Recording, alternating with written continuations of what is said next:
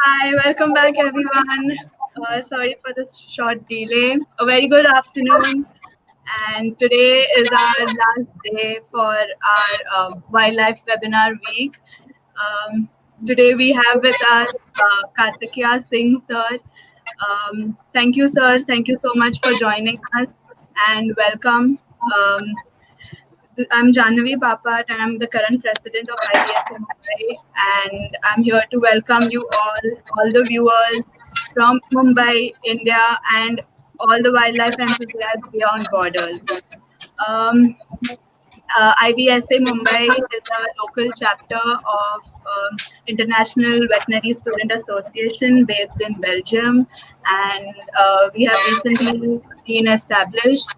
And it is a organization that connects all the students of the veterinary students of the world. And let's without any delay, let's begin with introduction of all the coordinators and sir. Indranil, could you introduce all of us and sir? Namaste. Yeah. So we have Ruchi Latkar as the host for today's webinar. She's a second year veterinary student. We have Atharva Malavde from fourth year, Bombay Veterinary College. And I am Indrani Pamadi from second year veterinary. And we both will be the co-host for today's session. Over to you, Ruchi. Thank you, Neil. So let us start with the introduction of our speaker today. So Mr. Kartikeya Singh is the founder of Wildlife and Forestry Services and has a master's degree in ecology and environment and has more than 20 years of experience working in the field of wildlife of India. This includes 8 years of research experience working with Wildlife Institute of India and studying Indian wolves and lions.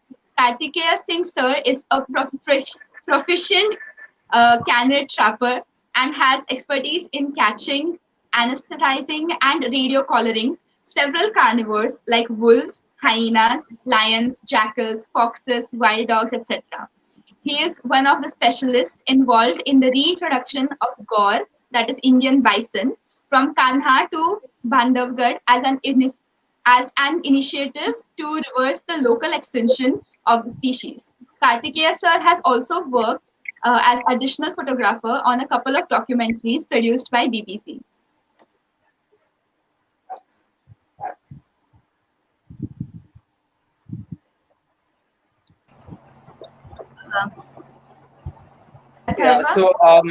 Yeah. So also about our speaker for today. So Kartikeya has gone through a 14-week intensive naturalist training program conducted by and beyond in 2006. For 4 years, Kartikeya was head naturalist at Maua Koti, Bandhavgarh National Park. Kartikeya has over 10 years of experience in the wildlife tourism sector, working with some of the most prominent establishments as a resident naturalist, freelance expedition leader, and freelance trainer. So, Kartikeya sir, I hand the mic to you now. Thank you very much, IVSA Mumbai, IVSA International, Ruchi, Jahanvi, Indranil, Atharv, for having me here and giving me an opportunity to talk to some of the most brilliant and budding veterinarians in India and across the world. I would like to start at the outset. First thing that, I am not a veterinarian. So, I specialize and I am passionate about animal captures, translocations, or movement of animals for conservation and management. Okay. So you have to remember that I'm not a veterinarian. So if there are any questions which are directly related to veterinary science, probably I may not be able to answer. But nonetheless, you will enjoy what I'm going to talk to you about today. And is it okay if I bring you to my screen of my presentation? Yes, sir. We will all be in the background if you need us, sir. Okay. Also, one sec. Do you still want my video on, or is it okay if I switch it off for some time and then I can come back. However, it works with you, sir. If you think that your internet is fluctuating, you can turn it off. If you think your Yeah, internet is stable, then it's fine. I think internet is a bit patchy here. So what Okay. I'll do is I'll switch it off for the moment, and once Okay. I'm done, when we are taking question and answers, I can come back. Okay. Okay. Yes. Yeah. Okay. So here I go.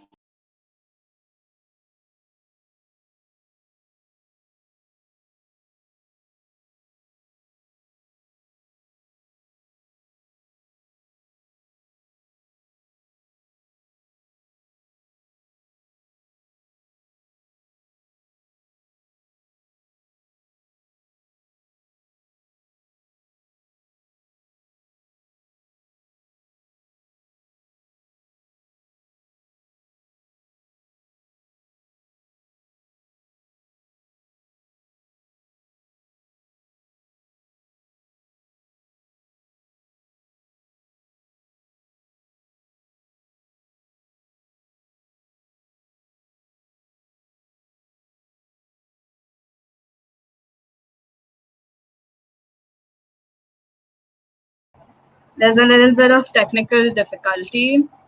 Um, yeah, so Ruchi will soon bring us. Yeah, there, there you go, Ruchi. Thank you so much.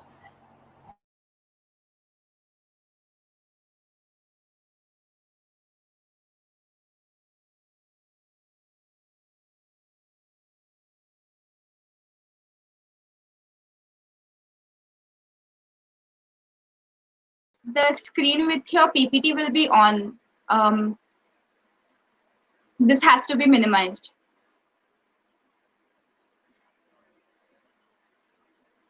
Yes. Just make this full screen and you can start your talk then. Perfect.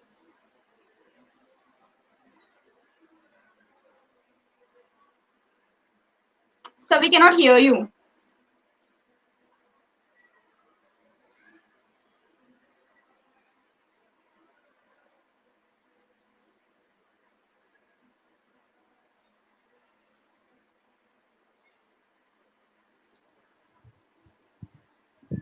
So still now I can hear you, sir. Okay. Now let me try this. Can you hear me now?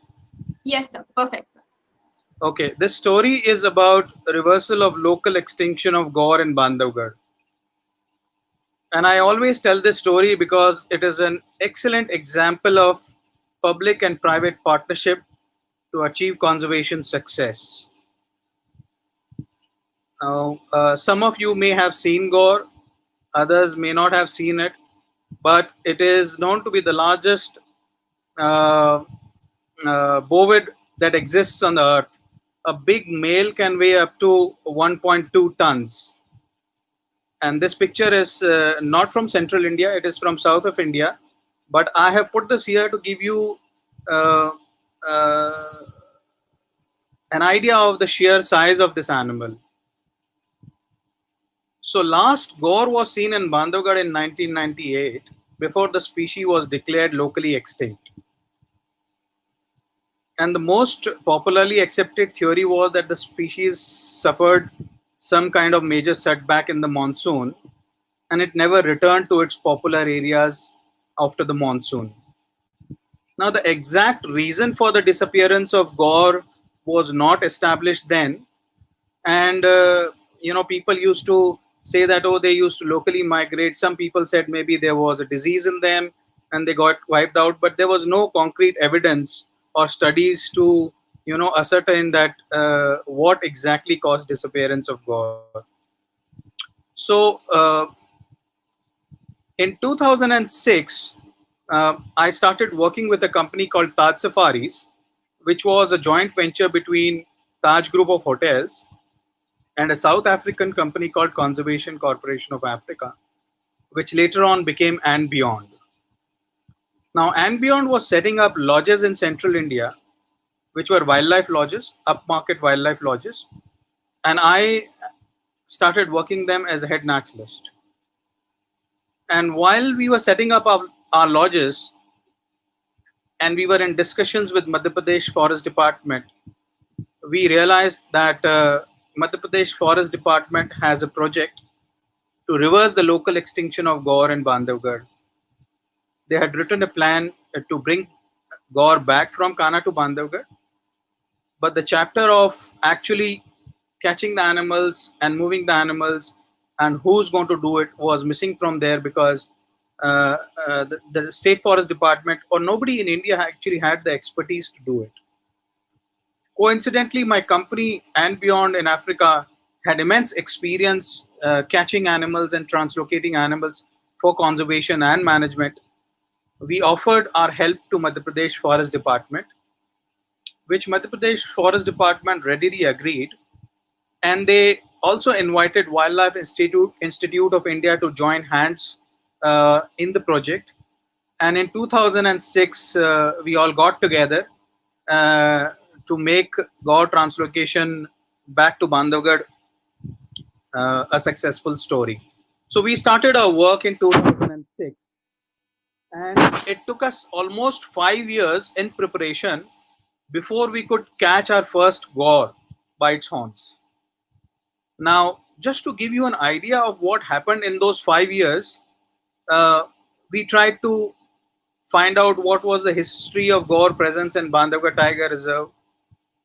Try to understand the causes of local extinction, justification for reintroduction in Bandhavgarh Tiger Reserve. Wildlife Institute of India did a feasibility study, food and water requirements of gaur in Bandhavgarh Tiger Reserve. Permissions for translocation of gaur were sought from National Tiger Conservation Authority, because both the places where we decided to work were tiger reserves.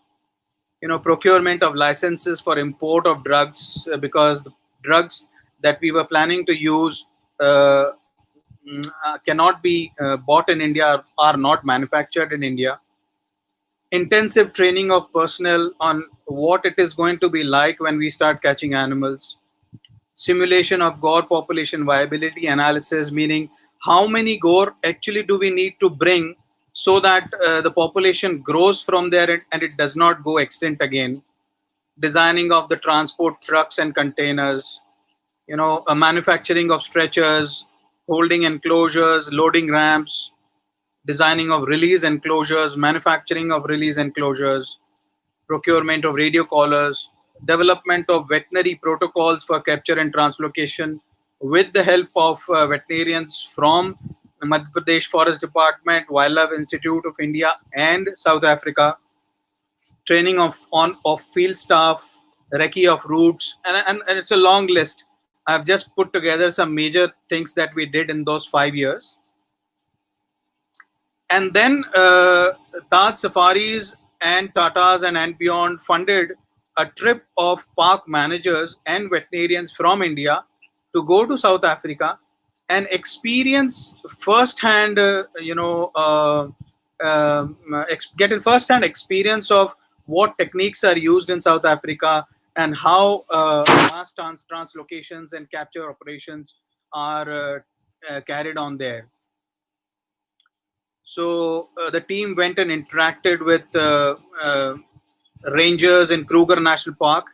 In this picture, you can see our forest officers and veterinarians interacting with section ranger of Kruger, who explained how they use aircrafts in managing large areas of Kruger National Park. The team also tried to understand, how does their anti-poaching strategies are functioned and work in South Africa. We also went and saw the capture enclosures in Skukuza in Kruger National Parks, where Kruger National Park authorities, they capture a lot of wild animals and they auction the wild animals for the private sector. And these animals are bought by either uh, private reserves who have got a tourism mandate, or they are taken by private reserves who've got a hunting mandate.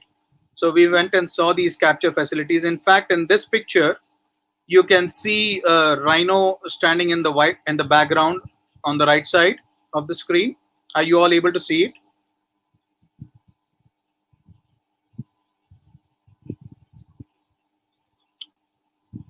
Hello, Ruchi, can you all hear me? Yes, sir, we can hear you. Okay. So, further, if we go, we discussed the designs of the truck. And here in this picture, Jeff Cook, who's the head of the game capture of KwaZulu Natal Wildlife Services, is explaining us how they converted containers into transport trucks.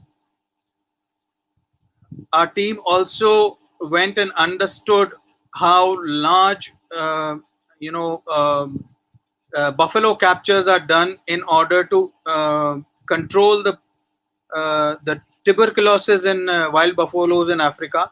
So in this particular facility, you can see a place where buffalo capture is being carried on to find out which are the animals who are positive with tuberculosis. We understood the equipment and detailed infrastructure which is used in carrying out these mass capture of large animals, which are more or less similar to gore in India. And then we also participated in a live buffalo darting and a translocation program in a private game reserve called Pinda, which is owned by and Beyond now. So you can see a buffalo which is tranquilized and is lying on the stretcher in front of the rangers here. And once we got an exposure trip, we came back with the designs of the trucks and the other infrastructure that we needed to translocate gore from Kana to Bandhavgarh. We sat down with local manufacturers and designed transport trucks here in India. And this is the first transport truck that we got manufactured in Jabalpur for gore translocation. This truck was donated to the project by Tata Motors. In fact, they donated 2 trucks to the project. And this is the enclosure fence in Bandhavgarh National Park. So about 100-hectare area was kept aside for the gore in Bandhavgarh when they were brought there, so that they will be kept in this area for about a month or so and then later released back into the wild. So this is how a release enclosure was built in Bandhavgarh. And the person standing in the middle is the director of Bandhavgarh Tiger Reserve then.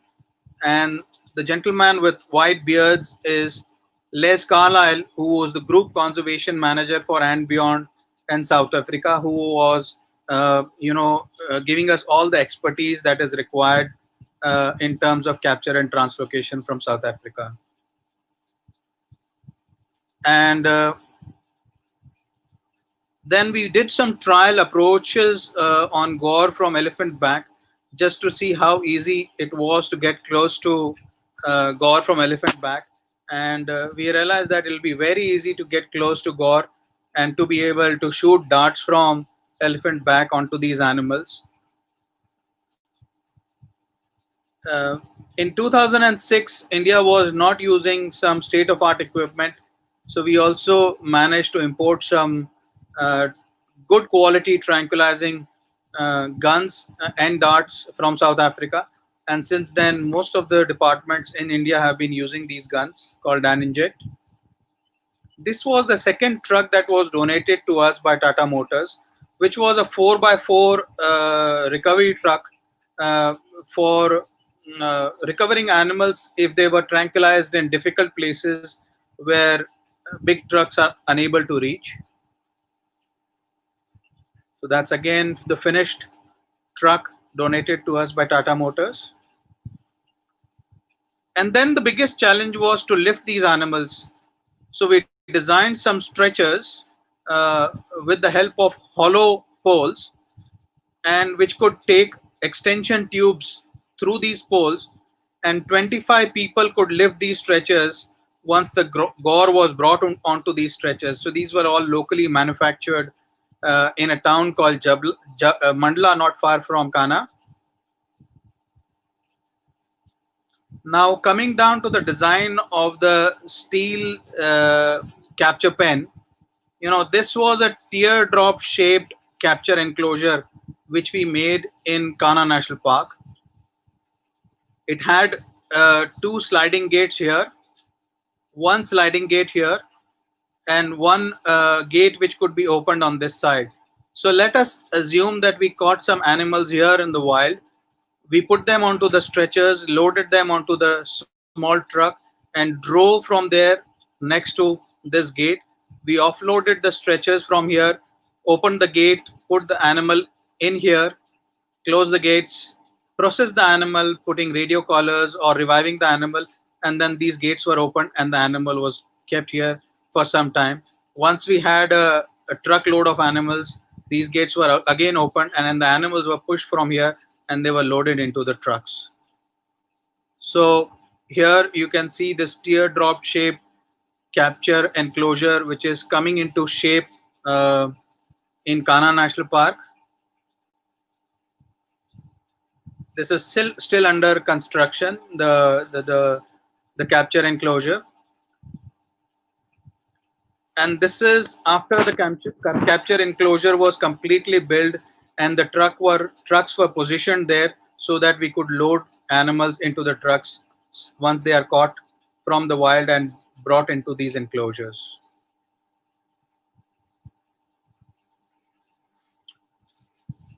And then on the day of the capture, actual day of capture, the veterinary teams uh, they worked with Dr. Dave Cooper, who was a senior veterinarian from KZN Wildlife in South Africa, and he developed detailed protocols on how these animals will be tranquilized and lifted from there. So you can see in this picture, Dr. Dave Cooper is discussing the standard operating procedures and the protocols that we had laid down. Also, it was important for veterinarians to understand exactly what is happening because the drugs that we were using were M99, which are opioids and extremely lethal for humans. So any slight mistake could lead into a human casualty, and that's why it was extremely important for everyone involved to understand uh, the risks that are involved in using these drugs on gore. In this picture, the person sitting in the middle is the field director of Kana National Park, who, along with Les Carlisle, were moving around the Gore herd to decide which animals should be tranquilized and taken to Bandhavgarh so that there's a good chance of healthy reproduction on the other side and to have a nice mix of males and females in the captured herd. Here you can see the first dart that was shot at a sub-adult gore from elephant back, and after this dart was shot, um, surprisingly the animal walked towards the nala and fell down into a ditch and fell into a very awkward position. Now there's always a risk involved when you are tranquilizing herbivores, and if they are kept lying in tranquilized state in a wrong position, there's a chance of animal dying. So immediately, and this is how this gore rolled down into the nala. This is not a great position for a tranquilized herbivore to be lying in. So immediately our teams, they jumped off the elephants and they went there, held the animal by its horns and brought it into a sternal position so that the animal doesn't develop complications because of the position. And once the animal is stabilized, the eyes are blindfolded. We wait for the stretcher teams to come and load the animal on the stretcher. Now, it is extremely difficult to lift heavy animals like gore and put them on a stretcher. So, there's a technique where you roll the animal up and roll the animal down.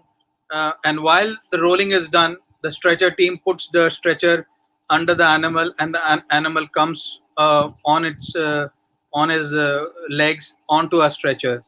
So that's a technique which can be only demonstrated when you see it. And I have a short film which I can always forward you to Ruchi, and maybe you can send it to the participant for them to have a look later. So here the stretcher team has got into action, and they are uh, doing the job of bringing the gore onto a stretcher before it is lifted out of that nala and onto a recovery truck.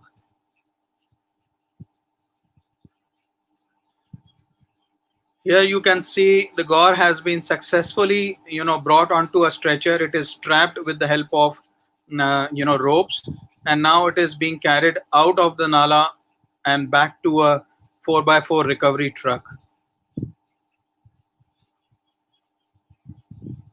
And once the animal is on the truck, then we can remove the extension poles, and the side flaps of the trucks are closed, and it is brought to the capture facility, the capture enclosure. So here you can see the gore has come to the holding pen, and it is manually being offloaded from the pen. We could not weigh all the animals because some of these animals were about 800 kilos, 900 kilos, but we managed to weigh the smaller animals. And in order to do that, we had put a weighing scale on a tree, and a truck was brought under the tree. The stretcher was hooked to the weighing scale, and slowly the truck was moved from under the stretcher, and the animal was weighed. Once we had a rough idea or a good idea of what the weight was, and then the animal was put back into the truck and brought to the capture enclosure.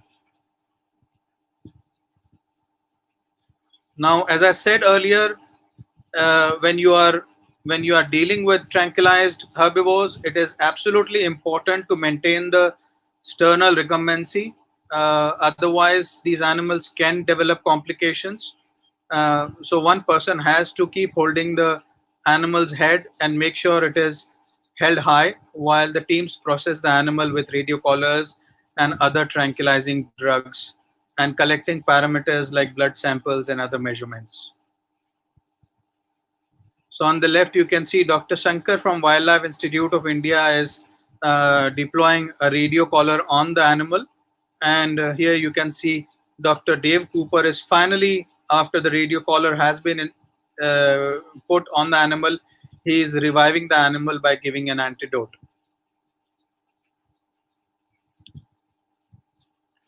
And once the animal is revived, it goes back into the capture enclosure where it can stand happily and wait for more animals to join before they are moved to their destination. So this was our first gore captured in Kana, and we repeated this exercise 6 times on the first day. And the entire team which was involved in capture of gore on the first day, we managed to catch 5 or 6 animals, and then we moved them from Kana to Bandhavgarh, which is about 10 hours drive. Bandhavgarh is about 10 hours drive from Kana. The convoy of 5 animals reached Bandhavgarh um, uh, in the night, and after 13 years, gore were back in Bandhavgarh on that particular day. So here you can see our first lot of gore, putting its feet on the soil of Bandhavgarh. And then we continued doing this capture process, and in our first capture operations in 2011 we moved 19 animals from Kana to Bandhavgarh.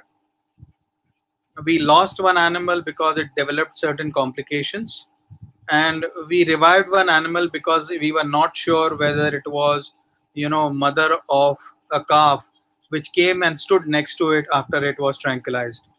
So in all, we tranquilized 21 animals, out of which 19 were successfully translocated to Bandhavgarh. In the next year, we again moved 31 animals, and total 50 animals were moved from Kana to Bandhavgarh. And here you can see the gore when it is coming out of the truck. It is trying to charge my colleague Sarath, who was hiding behind the fence, to take a photograph. And this is the team which was the A team which was involved in the capture process. In the center, the gentleman you can see with the turban is Dr. H.S. Pabla, who spearheaded the entire project, was the chief wildlife warden of Madhya Pradesh then, On his left and right are Jeff Cook and Dr. Dave Cooper. The man with white beards is Dr. Les Carlyle, who is the group conservation manager from and beyond Africa. Mrudula, who was director of operations for Taj Safaris. Mr. Patil, who's there with camera hanging on his neck, who was the director of Bandhavgarh. Mr. Mohanta, who's standing next to Mrudula, was the deputy director of Kana National Park. And on the extreme right is Sarath, who was the chief naturalist and head of training for Taj Safaris and beyond. So this was the team. And some of the challenging situations where this particular god did go down, and Les had to go down and catch this animal by its horns and pull it down before we could administer more drugs and safely capture this animal to be moved to uh, uh, Bandhavgarh.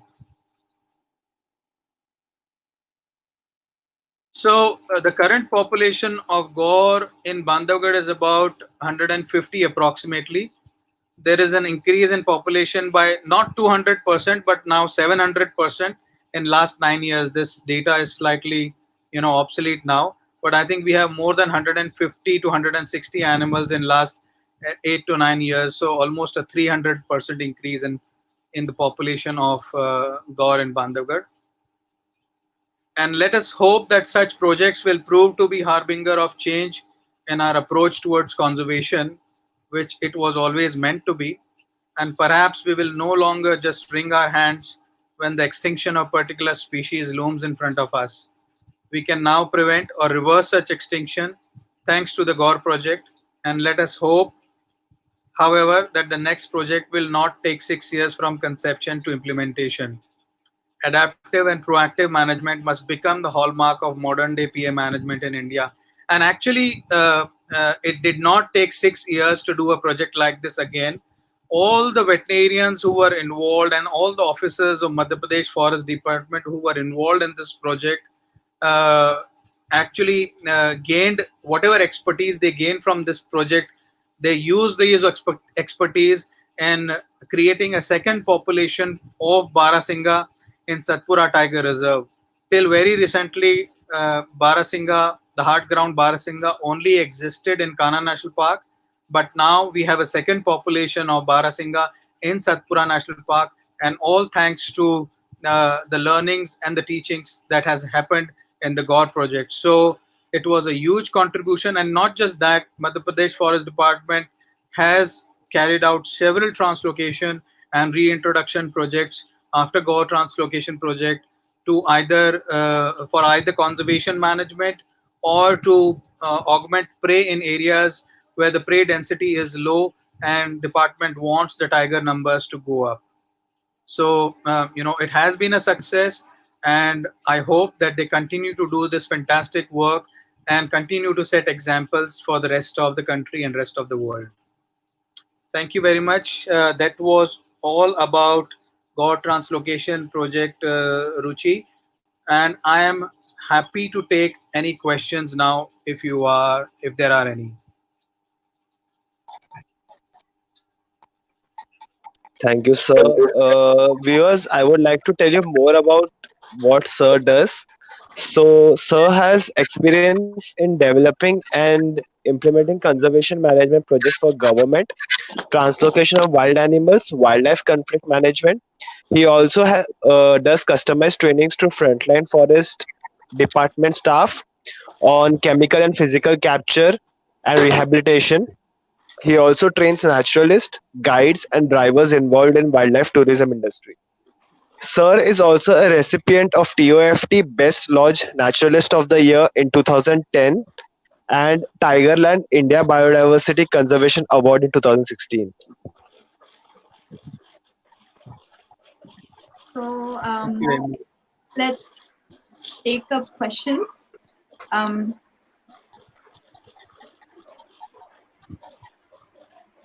Advait asks, this tranquilizing guns, if made available in India, then what measures will be taken to develop this?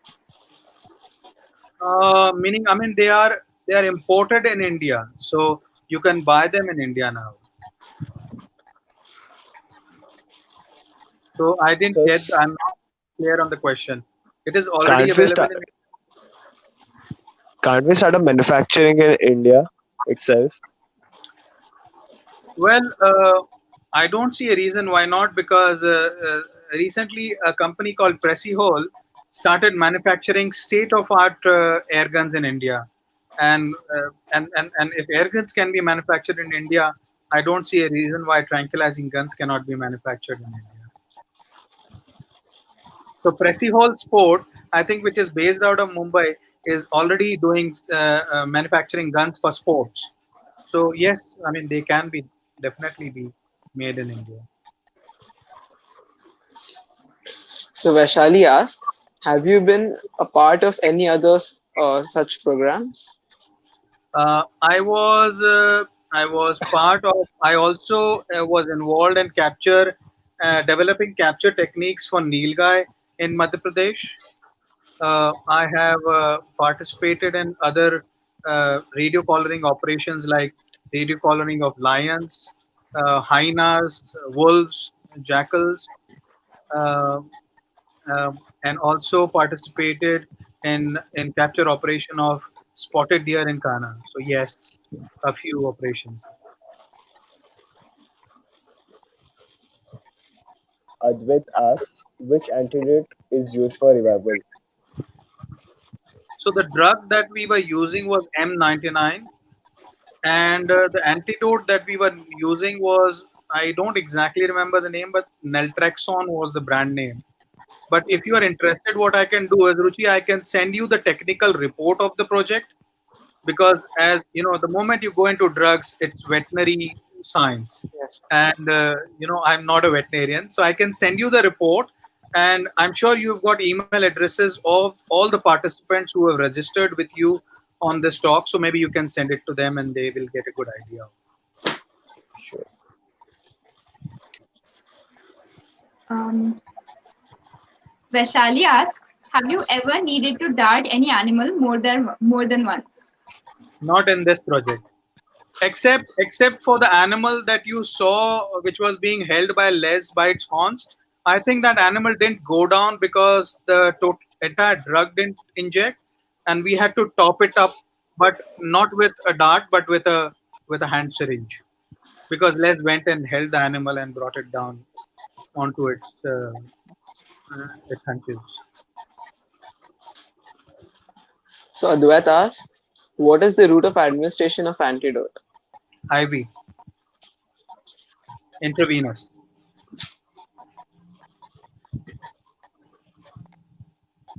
Rashi asks, do the gods show aggression during capture or in the holding structure? And any signs of stress during transportation? So there is always a chance of a bit of stress and aggression when the animals are captured, but the veterinarians, apart from using a drug which actually sedates the animal, they were also using three different type of tranquilizers, and one was a very short acting tranquilizer, the other was a medium range tranquilizer, and the third was a long range tranquilizer. So, meaning the very short acting tranquilizer would act on the animal for about 5 to 6 hours. By the time the effect of the short range tranquilizer is going down, the effect of the second one kicks in, which is about a week's time.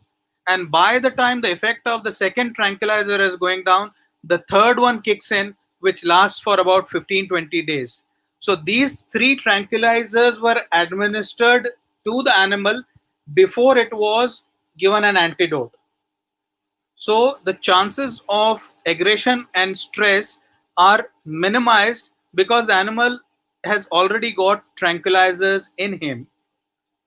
So the animal, when you revive the animal, it is awake, it is drinking, it is eating, it can see people, its reflexes are working, but it doesn't have the full power to fight enclosures and break the trucks or break the structures and that kind of aggression. So these tranquilizers, they keep the animal mild, and by the time the animal is already reached its destination, and it is inside a big 100-hectare plot. So then they are calm and cool. They don't have to fight so they are not in a serious capture facility for more than, I would say, 20 to 25 hours. That's about it.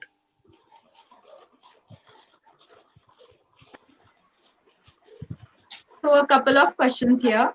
Kalyani asks, do you face any life-threatening situations? What complications are you referring to? And do we face any behavioral complications when the animal is restrained or relocated? So, life threatening situations can always be there when you are dealing with such large animals which are very powerful. Now, these life threatening situation can be of any type.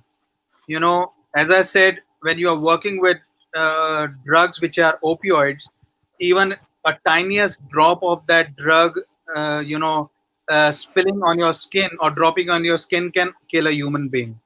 On the other hand, when you are trying to lift a sedated animal, put it on a truck, let's say the animal reflexes and kicks, you are likely to get hit by the hind feet or the forefeet.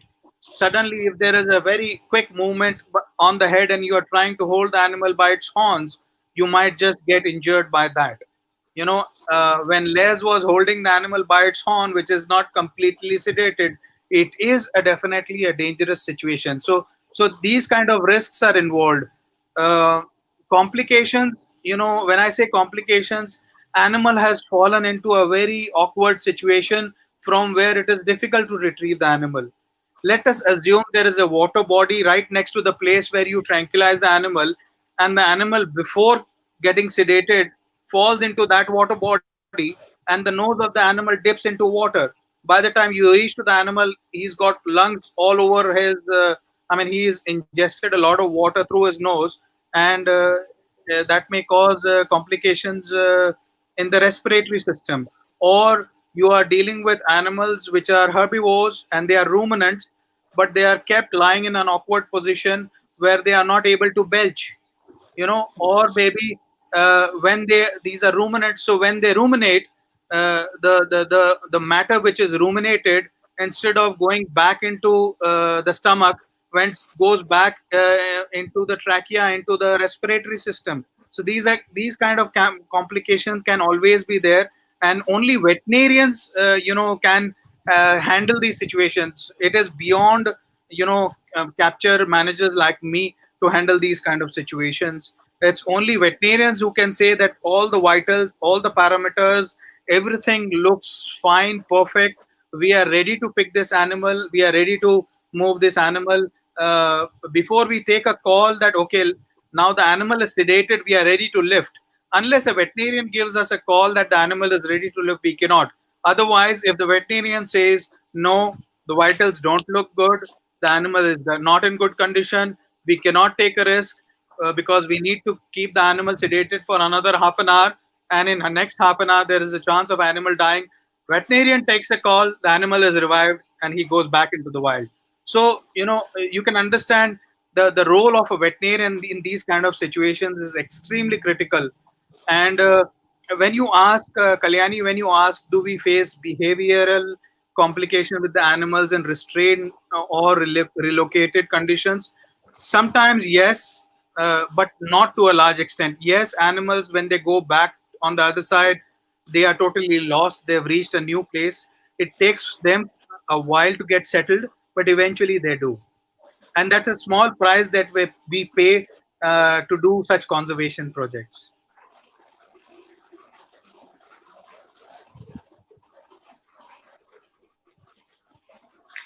Yeah, so the next question is, were there any tests performed to ensure the health status of animals?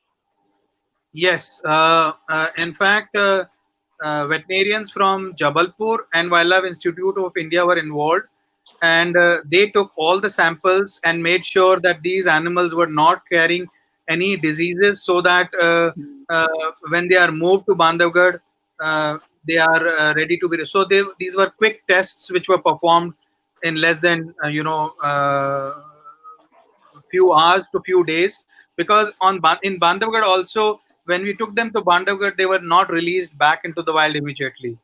So we had animals identified, numbered, and we knew that if the test reports don't look good, we always have a chance of bringing them back or taking a decision of not releasing them back into the wild.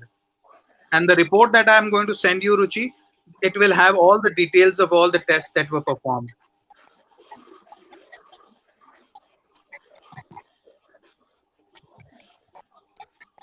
Sid asked, what are the measures taken to reduce the stress while traveling? So, one, I told you the major thing that works in alleviating stress are the right kind of tranquilizers. Not talking about the sedatives. Sedative part is already over in Kana, but the tranquilizers have started taking its effect. So, the tranquilizers play a major role in reducing the stress. Apart from that, things like the drivers are specially trained to make sure that they're driving at current speed, the right speed. They are not pressing brakes hardly or harshly. They are going very gently over the speed breakers. uh, when they are around towns, there is a lead vehicle and a follow up vehicle which makes sure that there are no traffic jams, there are no people who are honking horns when these animals are being transported. We also made use of quiet hours of the day, especially in the night, to move these animals so that there is minimum traffic. uh, there is always a veterinarian who travels with the animals from Kana to Bandhavgarh, who keeps stopping the vehicle after every 1 hour or 1.5 hours to make sure all the animals are doing fine, the water requirements and food requirements of these animals are met. If there is any kind of fighting that starts inside the trucks when these animals are translocated, the veterinarian has to take a call, and there are sections inside the truck where you can bring the animals together or you can isolate the animals from each other. So you have the facilities of doing that without getting inside the truck. You could do that from outside. You can get on top of the truck. You can open the hatches from the side and see what is happening. CCTV cameras are installed inside the trucks, so we have a clear view of what all those animals are trying. Drivers know exactly what their animals are doing when they are and being transported. So yes, all these are taken care of, and we try to make sure that the animals are transported with minimal stress, especially the noise part. Since these animals already have tranquilizers in them, they are calm, they are quiet, they don't have the power or the senses, full senses, to fight. And the trucks are completely dark, they can't see a light outside, right? So there's enough ventilation, but the ventilators are made in such a manner that the trucks are dark inside, so the animals, they don't fight much inside. So these things are done to make sure there's not much stress to these animals. Some stress will always will be there. You can never say that you can transport an animal without any stress, but if you manage the stress well, you can still do it. And in fact, you will be surprised that one of the females delivered a healthy baby a few days after reaching Bandhavgarh. So we didn't know that we were carrying a fully pregnant female from Kana to Bandhavgarh till she delivered a baby in Bandhavgarh.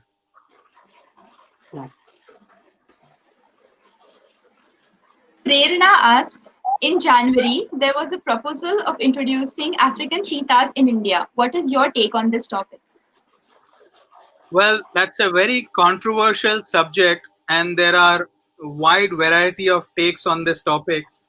So I will just restrict to my take. Personally, I have absolutely no problems in cheetah coming from Africa to India. I think it's great that if we bring cheetahs, because cheetahs are cheetah. It doesn't matter whether it is an African cheetah or an Iranian cheetah, because in Asiatic cheetah are only a few handful of cheetahs left in Iran. So personally, if you ask me, I'm absolutely fine with that. But Having said that, there are a lot of people who are against it.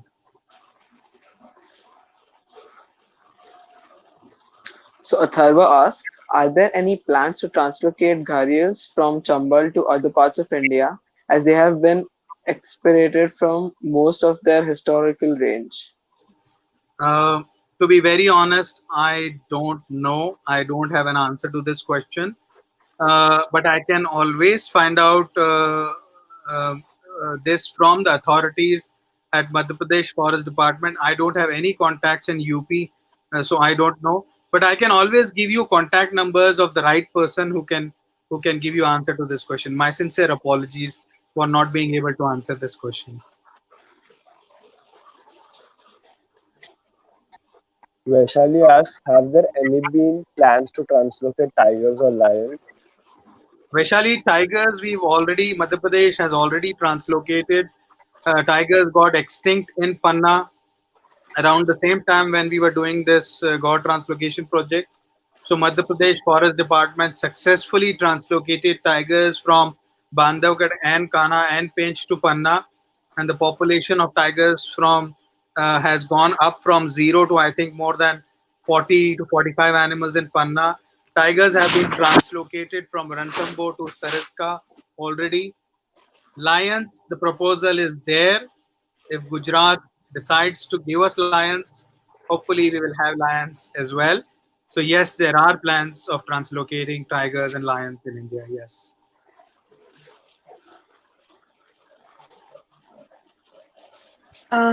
Pratik says, would love to read the technical aspects of the report. Thank you, sir. The session was very informative. Pratik, thank you very much. I am definitely going to send the report to Lucy, and she will email the report and a link to a short film on the project, which I could not place here because I'm in a place where the internet connection is extremely poor. So I'm going to send you the link and the report, which you can share with all the participants. So Vaishali asks, do we sedate pregnant animal or animals with young ones? Ideally, no. If we knew that one of the females that we were sedating was pregnant, we wouldn't have done that. But but at the same time, we were surprised that if by mistake you sedate a pregnant animal, and if you do carry out all your procedures properly, there's no problem, and they will go and deliver babies on the other side. But ideally, no. Rashi asks, sir, assuming antidote takes longer to revive the animal, won't the mixture of three tranquilizers make the gore dull and weaker? So we are not using antidotes for tranquilizers at all. You have to understand, we only used antidote to reverse the effect of M99, which was the sedative, which we gave to the animal in a dart. Rest, all three tranquilizers which we administered into the animal, they they their effect came down on its own by the natural physiology of the animal. So only antidote is given when you are ready to wake the animal up after you have processed the animal and you are ready to take the animal from Kana to Bandhavgarh. So you have to remember that animals did not move from Kana to Bandhavgarh in a sedated state. Animals were sedated only for half an hour, and after the animals were woken up, they were wide awake in the trucks with tranquilizers in them, and these tranquilizers don't need any antidote. And to answer your question here, antidote takes longer. This particular antidote does not take long. You give the antidote to the animal, and by the time you blink and you turn back and you make yourself safe, the animal is wide awake and is ready to charge at you.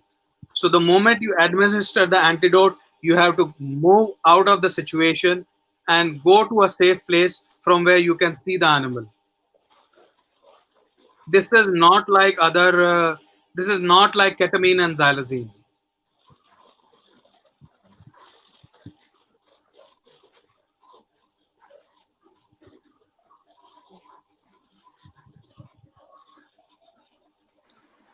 Vaishali Very asks, do yeah. other territorial animals attack the relocated animals when they enter their area? They can, but as you know, Gaur is a very large herbivore, and there was no large herbivore on the other side in Bandhavgarh National Park which could attack Gaur. Yes, we had a few tigers who were surprised to see Gaur in Bandhavgarh, and they killed a few Gaur on the other side. But then, all these relocated animals have to live in their natural ecosystem someday, where they will have to face predators, and they have to still uh, keep themselves away from the predators, at the same time continue breeding and keep the population going. So yes, that can happen, but I think gore is a big enough animal not to be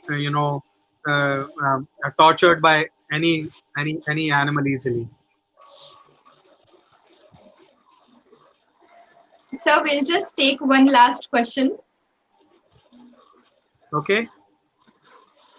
So Vaishali asks, tigers are very, very territorial. Do they adjust well to the new surroundings? Are all of them translocated at the same place or they are spread out? Well, tigers are territorial, yes. So they will take time in adjusting. Sometimes they have these homing instincts where they want to move back to the place where they've come from, and you can never be sure whether the translocated animal will easily settle down or he will have challenges settling down. So department sometimes has to face with extreme challenges in trying to keep the translocated animals into their new homes, and no, all of them are not translocated exactly in the same place. If you are bringing females, you try to space them apart, and if you are bringing males, then also you have to try to space them apart. But normally what happens is, when you are trying to start a population in a place, you don't bring a lot of animals like we did in the case of Gaur. In case of Gaur, we brought 50 animals. In tigers, you probably bring two or three animals, so maybe three females and one male. You try and bring another male, there can always be a fight. But one male with two or three females, I think that's absolutely okay. I mean, it's not that easy. I mean, I'm not saying absolutely okay means it's easy. It's much easy. It's easier said than done. But people have done it and they have had success. So I have a question about the hydropower project that is coming up in Dibang Valley. What is your view on it as a conservationist, and what other alternatives do you think can be made for the coexistence of the species also, and for the development, human development also? Well, we all know that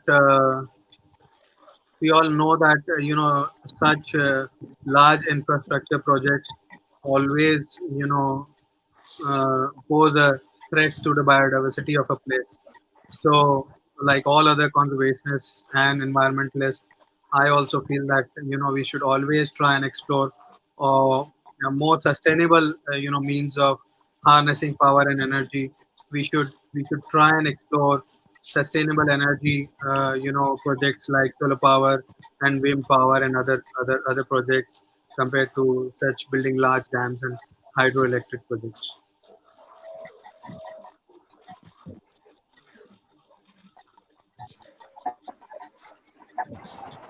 Hello, sir. I think, yes, we're done with the question answer round. Okay. Um, yeah, thank you so much, sir, for joining us. It was a wonderful session, and I'm sure a lot of uh, wildlife enthusiasts have got inspiration from you. And yeah, thank you so much for Ruchi and Atharva and Indranil for moderating and coordinating all the question answer round.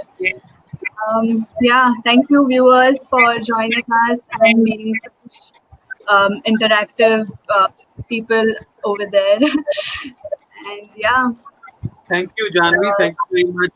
Thanks to all of you. And all I would like to say is that we need, good veterinarians in the field of wildlife to come and Yeah. make a difference. So, guys, there are opportunities that exist for you. It's just that you have to take the challenge and go out and field and do some wonderful work. I wish you Yes, sir. all the very best. And if I ever feel like that I'm in need of veterinarians, I'm going to reach to IVSA. Yes, sir. Of course you can. Thank you so much, sir. Thank you Thank very you much. so much. Thank you. Have a good Thank you, day. sir. Good day. Thank you. Thank you. Also, for